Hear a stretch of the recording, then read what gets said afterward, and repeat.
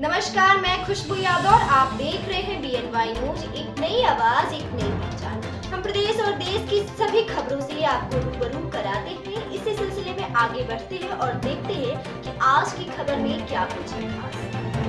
मथुरा से भागवत प्रचारणी समिति के संस्थापक और अध्यक्ष पंडित राजेश अग्निहोत्री भागवताचार्य की तरफ से भारतवर्ष के समस्त देशवासियों को इस पावन पुनीत अवसर पर बधाई और शुभकामनाएं। उन्होंने कहा कि कुछ दिनों पहले ही अयोध्या में श्री राम मंदिर प्राण प्रतिष्ठा का भव्य आयोजन समारोह हुआ और अब संयुक्त अरब अमीरात की राजधानी अबू धाबी में हिंदू देवी देवताओं का एक विशाल मंदिर बना। मंदिर को बनाने वाले BAPS संस्था को साधुवाद, हार्दिक बधाई और शुभकामनाएं।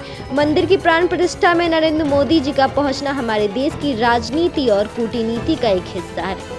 नरेंद्र मोदी जी हमारे पहले ऐसे प्रधानमंत्री हैं जो एक तरफ संसद में जाते हैं तो दूसरी तरफ मंदिर भी जाते हैं। चाहे बनारस में भोले बाबा का मंदिर हो या उज्जैन में महाकाल हो, अयोध्या में श्री राम मंदिर हो या मथुरा में श्री कृष्ण जन्मभूमि, नरेंद्र मोदी ऐसे प्रधानमंत्री हैं जो मथुरा की श्री कृष्ण जन्मभूमि आए थे। अबू धाबी में मंदिर की प्राण प्रतिष्ठा की खबर से पूरे देश में खुशी की लहर दौड़ गई। ब्रजवासी, संत, धर्माचार्य सभी हर्षित हैं। भारत जगत गुरु था, है और रहेगा। BNY न्यूज के लिए मथुरा से आरती यादव की रिपोर्ट।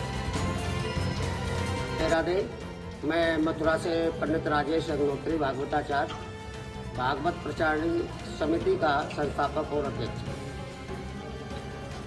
सबसे पहले मैं समस्त मीडिया को, प्रिंट मीडिया, इलेक्ट्रॉनिक मीडिया और भारतवासियों को बहुत बहुत बधाई और शुभकामनाएं इस अवसर पर व्यक्त करना चाहता हूँ।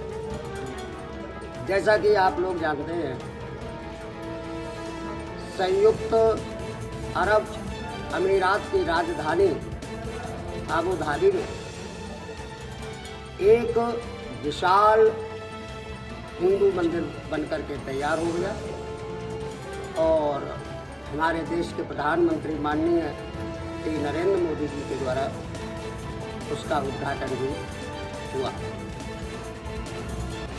ये बड़ी प्रसन्नता का विषय है कि संयुक्त अरब अमीरात की राजधानी जो अबू धाबी है, वहाँ भी राम मंदिर के साथ साथ अयोध्या में तो राम मंदिर का उद्घाटन हो चुका है और इसके साथ साथ अबू धाबी में एक विशाल हिंदू का भी मंदिर का उद्घाटन हो चुका है।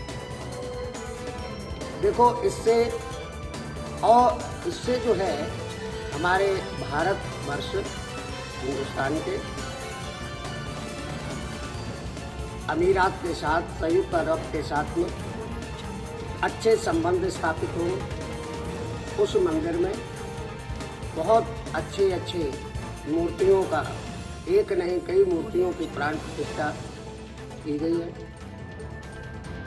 और इसके लिए जो BAPS संस्था के द्वारा ये मंदिर बनाया गया है और इस संस्था के जो संस्थापक श्री स्वामीनारायण जी हैं, वो बहुत ही बधाई के पात्र हैं। मैं उनको भी बधाई और शुभकामनाएं देता हूँ। इस संस्था के BAPS जो संस्था है, इस संस्था को बनाने वाले श्री स्वामीनारायण जी, इनका जन्म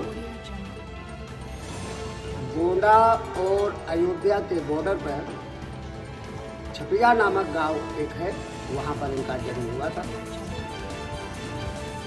और इनकी जितनी सराहना की जाए, सराहना कम है। स्वामीनारायण जी को और BAPS संस्था को भी मैं बहुत बहुत बधाई और शुभकामनाएं देता हूँ। इससे संयुक्त अरब से ही नहीं, मेरा मानना है अन्य देशों के साथ में भी भारत के संबंध, एक अच्छे संबंध मजबूत होंगे और एक बहुत ही पूरे विश्व में बहुत ही सुंदर संदेश गया है। संबंध रखना, पड़ोसी देशियों हो या अन्य देश हो, उनके साथ अच्छे संबंध रखना एक अच्छे देश की अच्छी मिसाल होती है, क्योंकि पड़ोसी पड़ोसी के काम आता है। और जब हमारे संबंध होंगे तो एक देश नहीं, उसके साथ अन्य देशों की भी तरक्की होती है। तो इस अवसर पर हम यही कहना चाहेंगे, सभी आपस में मिलजुल करके रहे। और ये एक राजनीति, कूटनीति का ही मोदी जी का प्रभाव है, जो हमारा भारतवर्ष पहले भी जगत गुरु था, विश्व गुरु था और आगे भी होगा। और इसके साथ साथ एक दूसरी और खुशखबरी है, कतर में जो हमारे भारतीय 8 भारतीय जो बंद थे, वो भी जो है स्वतंत्र कर दिए गए हैं। इसके लिए मैं भारत सरकार को बहुत बहुत बधाई और शुभकामनाओं के साथ में आभार व्यक्त करता हूँ।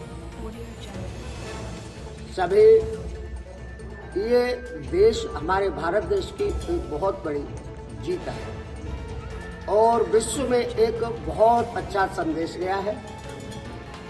मेरा मानना है अन्य जो देश हैं विश्व में, वे भी इस घटना से, इस कार्यक्रम से, जो आबू धाबी में मंदिर बना है, उससे एक अच्छी सीख लेंगे। मैं अपनी बातें समाप्त करता हूँ। एक बार पुनः समस्त देशवासियों को और आबू धाबी में रहने वालों को भी बहुत बहुत बधाई और शुभकामनाएं देता हूँ। जय श्री राधे, जय श्री कृष्ण। ऐसी तमाम और खबरों से हम आपको रूबरू कराते रहेंगे। तब तक के लिए हमारे साथ बने रहिए और देखते रहिए BNY।